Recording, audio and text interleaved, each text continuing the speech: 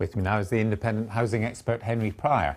The Chancellor clearly says this is because it's been such a success. A lot of people looking at the housing market think it's really overheating and there's a fear of a bubble.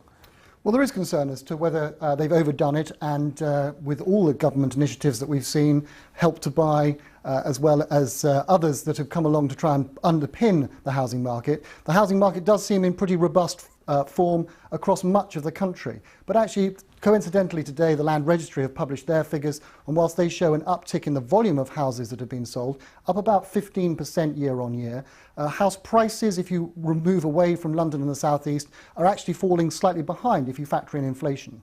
Now, is the implication of this perhaps Help to Buy should be looked at again? I mean, if there is a worry about the housing market itself, then perhaps no stimulus is needed at all from the government. Well, I think that the Chancellor and the coalition government can take some credit for having at least got the mortgage industry busy and lending, which is something that 12 months ago a lot of people were calling for.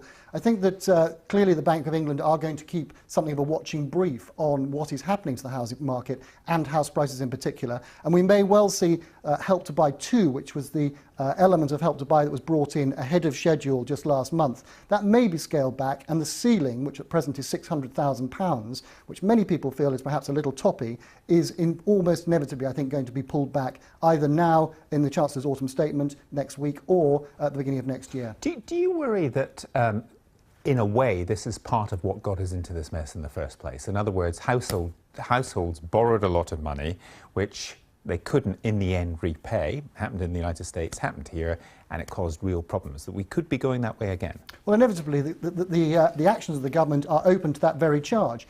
Should we be looking at helping people to afford to pay the very high house prices that we have across the United Kingdom, or should we allow house prices to fall back to more traditional and perhaps some would say more sensible norms? Now that's the dilemma. The coalition government seemed intent on ramping house prices over the next 525 days at least. You mean until the next election? Until the next election. And at that point we'll see whether the governor is able to be brave enough in order to do something to haul back Help to Buy. But at some stage it's going to have to be withdrawn, and the fuel will be taken out of the housing market. And what will happen to prices then? And more importantly, what will have happened to people who've bought in the interim? And being that this is now where we are, what are the implications? I mean, presumably interest rates could go up slightly earlier than we thought, particularly to choke off any kind of housing bubble. That could be one thing, which could be good news for savers. Well, I think that's the most exciting thing about this. The tapering of funding for lending ought to see a result from banks and lenders in general of better times for savers who've been frankly crucified over the last 5 or 6 years, certainly since the downturn in 2007 and 2008.